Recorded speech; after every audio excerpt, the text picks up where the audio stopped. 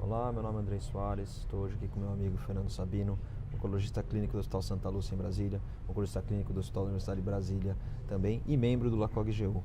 A gente vai falar um pouquinho sobre o que aconteceu de melhor na sessão oral de câncer de próstata aqui na ASCO. Sabino, dá um overview aí, começa os primeiros estudos e vai contando o que foi de bom. Ontem a gente teve a apresentação dos trabalhos, da sessão oral dos trabalhos de próstata, né, do gênito urinário. Tivemos trabalhos interessantes, avaliando, por exemplo, o papel da quimioterapia na doença localizada de alto risco, né? É uma tendência diante dos resultados em anos anteriores, como o Charter e Stampede, mostrando aí a atividade da quimioterapia na doença sensível à castração metastática. Então, o raciocínio de transportar esse medicamento para abordagem da doença localizada. A gente teve no ASCO há 3 anos a apresentação do RTOG 0521, que avaliou essa abordagem de quimioterapia pós-radioterapia mais hormonioterapia na paciente na doença localizada de alto risco, mostrando aí um ganho de sobrevida livre de recorrência bioquímica e tendência à sobrevida global. Esse trabalho apresentado ontem também foi o mesmo desenho, pacientes submetidos aí à radioterapia e hormonioterapia no cenário de doença de alto risco, eram submetidos depois à quimioterapia com docetaxel, mas nesse trabalho a gente não teve os resultados positivos como a gente teve nesse RTOG 0521 há 3 anos, né? Então o endpoint primário era sobrevida livre de recorrência bioquímica, o trabalho foi negativo, ou seja, docetaxel não teve nenhuma diferença. Existe aí uma diferença entre a população dos dois trabalhos, como por exemplo o trabalho do RTOG tem um pouco mais de pacientes, né? O N é maior, e também o paciente de alto risco é maior essa população, e o tempo de duração hormonal também aí maior. Essas foram as principais diferenças, né? Que geralmente pacientes com glicemia maior ou igual a 8, e no RTOG eles fizeram 24 meses de ADT, e no estudo das PCG 13 eles só fizeram 12, né? 12 meses. E acho que é critério de seleção muito ruim, né? A gente faz Sim. esses estudos e não são só eles, né? Tem o próprio 12 que vem depois de prostatectomia, quer dizer, a quimioterapia adjuvante no câncer de próstata ainda não pegou. Acho que um dos grandes pontos é seleção de paciente, que acho que não é adequado, né? A gente não está pegando realmente os grandes, né? Os pacientes de mais alto risco, e talvez a seleção aí de biomarcador, né? Então a gente conseguir trazer para a prática, talvez os perfis moleculares, né? Avaliar tipo PAN50 e tal, quem se beneficia talvez mais de hormônio, mais de quimio, a gente talvez vai melhorar isso. Então resumindo isso, para quem chegar no Brasil, nada de quimioterapia. Não muda a nossa prática hoje nesse cenário, né? Assim, temos um trabalho positivo, um trabalho agora negativo, então a gente continua aí esperando, como você disse, biomarcadores, como selecionar melhor quem vai se beneficiar dessa estratégia precoce de quimioterapia, né? Que mais? Bom, a gente também teve ontem a apresentação de trabalho avaliando a combinação de abiraterona com olaparib. Então, o olaparib é um inibidor da PARP com ação aí em pacientes que têm alteração do gene de reparo. Então, o grande ponto desse trabalho ontem foi que os pacientes que foram selecionados, eles não tinham necessariamente alteração do gene de reparo, não tinha essa avaliação. E o que a gente observou é que aí não teve uma... Importante só colocar que esse estudo é para paciente metastático, resistente à castração, que tinham recebido ao menos quimioterapia previamente, mas não podiam ter recebido nenhum agente hormonal. Isso, né? correto. Essa foi a população desse estudo. Eles receberam fase 2 randomizados, receberam abiraterona ou abiraterona com olaparib, né? E na população não selecionada, né? Isso. E o que na verdade teve um benefício, né? A sobrevida de progressão radiológica para os pacientes que receberam a combinação foi muito maior, se não me engano, de 8 para 13 meses, alguma coisa assim, 14 meses. E foi muito interessante que o estudo acabou fazendo uma avaliação molecular desses pacientes para alteração de gene de combinação homóloga, né? E o que deu esses estudos para essas alterações? Teve diferença ou não? Os pacientes que tinham alteração foram melhores com olaparib? Os pacientes que tinham alteração de gene de reparo aparentemente tiveram aí um benefício, parece que esse é o nicho dos pacientes, né? Que a gente vai ter. Acho que até a população selvagem também teve, mas né? Então, tinha uma diferença numérica aí, né? Assim, a população em geral teve o benefício, mas quem tinha alteração de gene de reparo parece que tinha um benefício aí discretamente numericamente maior. né? Recidiva bioquímica. Recidiva bioquímica, a gente tem uns estudos aí mais relativamente recentes, né, de pacientes com intuito de tratamento, de resgate local, com radioterapia, adição ali de algum tipo de manipulação hormonal. Mas também a Eleni mostrou ontem um estudo bastante interessante na recidiva bioquímica, né? Isso, a gente teve o estudo da doutora Eleni, que acabou avaliando para a gente na recorrência bioquímica pacientes receberem ADT em combinação com um período curto de abiraterona, né, 8 meses de abiraterona. Né, foi um trabalho, um estudo de fase 2 também, e mostrou para a gente aí um benefício aí para esses pacientes da associação de abiraterona com 8 meses de abiraterona com o bloqueio hormonal, que teoricamente é o tratamento padrão para a gente, é somente o uso de ADT. Né? Lógico, é um estudo ainda fase 2, um estudo pequeno, mas aí um estudo gerador de hipótese para a gente, talvez, que a gente pode maximizar o benefício para esses pacientes. O paciente toma por um período e depois ele até teve um tempo melhor para recuperação de testosterona, quer dizer, isso você pode até melhorar, né? O que ela mostrou para a gente também é que, apesar de você fazer o bloqueio teoricamente completo, se a gente pode dizer assim, um bloqueio máximo, né? Isso não impactou na recuperação da testosterona depois. A curva é a mesma de quem fez só ADT e quem fez ADT com a abiraterona. Então, isso não teve esse impacto na recuperação da testosterona do paciente. Né? A gente também, no cenário da recorrência bioquímica, tivemos a apresentação do trabalho do PET-PSMA. Né? A gente sabe que é um método que vem sendo tradicionalmente usado com mais frequência na Europa, e agora que os Estados Unidos aí começou a publicar os seus dados, que a gente vem vendo nos últimos anos. Então, esse é um trabalho americano, e na recorrência bioquímica mostrando para a gente que o PET-PSMA ele é uma ferramenta importante, aí, mostrando um valor preditivo positivo em torno aí de 85%, 87%, né?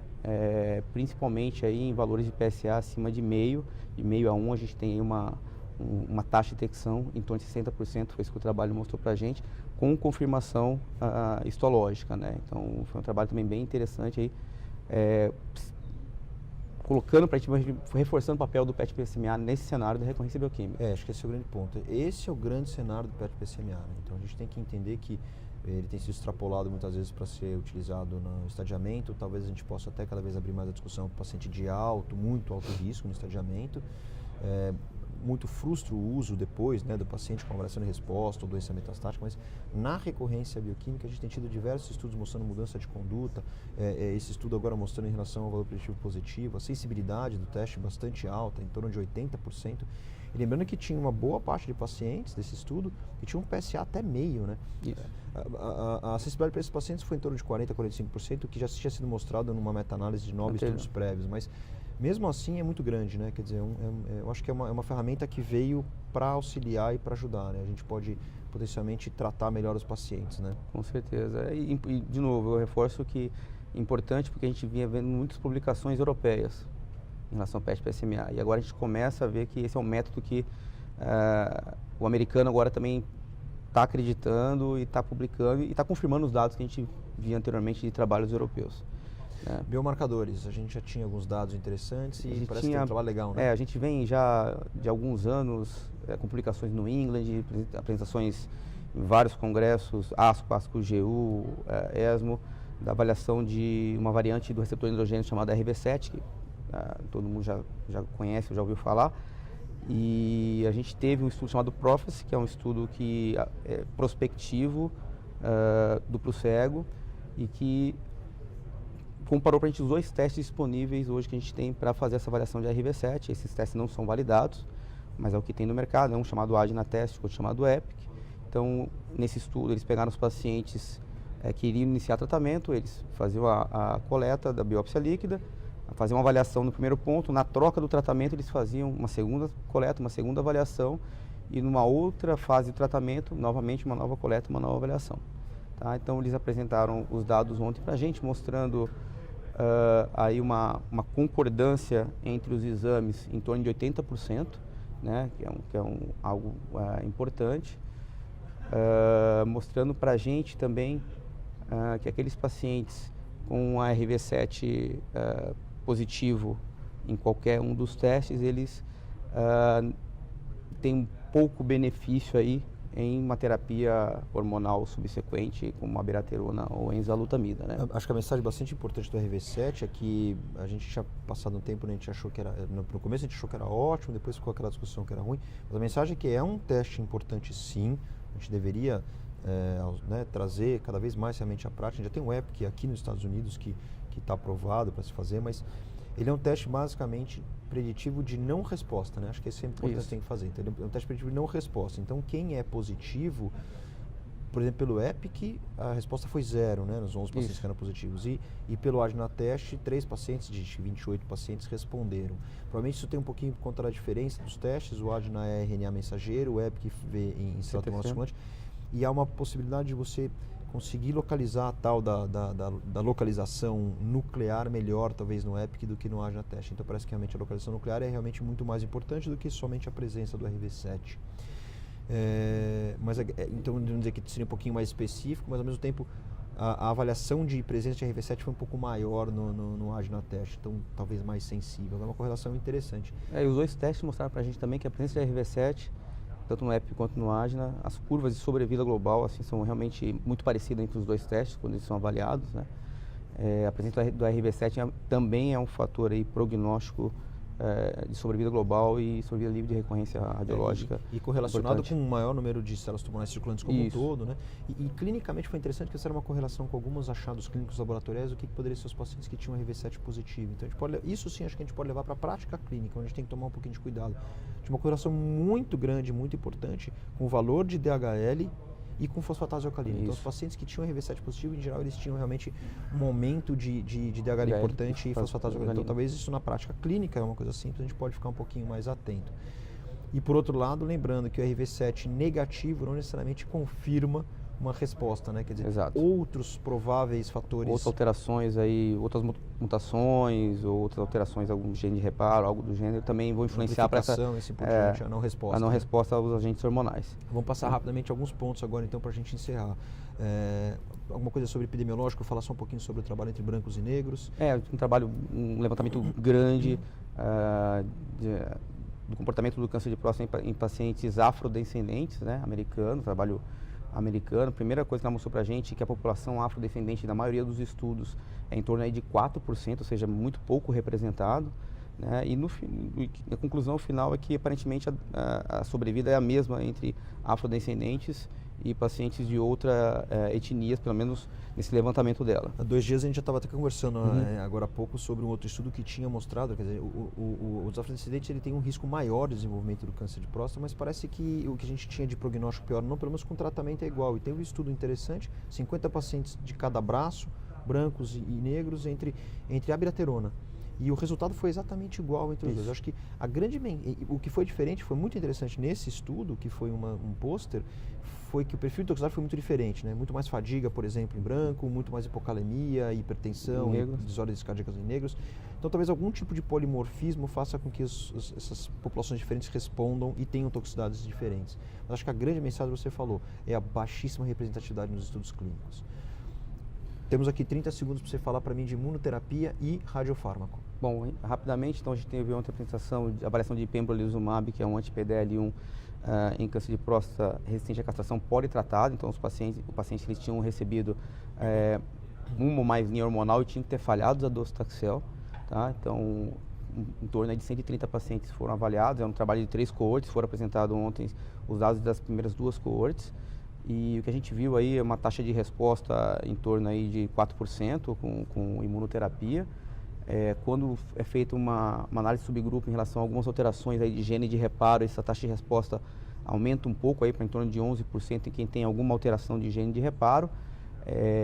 Assim, mostra para a gente, concluindo, que a imunoterapia parece que tem alguma taxa de resposta em um nicho selecionado de pacientes em câncer de próstata, mas acho que ainda carece de realmente mais dados para a gente ter os resultados robustos que a gente tem em imunoterapia em melanoma, câncer de pulmão, enfim, para a gente conseguir replicar isso pelo menos para câncer de próstata. Preto no branco, Prostovac, fase 3, positivo ou negativo? Prostovac. Prostovac, o estudo negativo, né? Eu confirmo o que você acabou de falar, né? A imunoterapia ainda está muito distante de câncer de próstata. Isso. E o estudo final... Com rádio 223, né? Avaliando o aumento da dose do rádio 223 e a extensão, aumentar o número de aplicações também. Então, foi feito isso em comparação com o padrão, que é fazer as 6 aplicações e a dose padrão, e a gente não teve aí nenhum benefício em se aumentar a dose do radiofármaco, nem em se estender o ciclo de tratamento. Eles aumentaram a dose padrão, acho que 55 milibequerel, né? 6 doses. E se não me engano, eles fizeram 85, se não estou enganado, 6 doses para um grupo, e para o outro grupo mantiveram os 55 e fizeram lá as 12 doses. O que mostrou que, na verdade, a efetividade não aumentou e só toxicidade. Né? Então, o importante da mensagem do estudo é que o estudo não é que o rádio não funciona. A mensagem do estudo é que o rádio ele deve ser dado na dose padrão e o número de ciclos padrões. Isso aí. Exato. Sabino, queria agradecer. Obrigado. Obrigado pela oportunidade. Conto contigo aí para quando a gente puder gravar novamente. Valeu. Obrigado.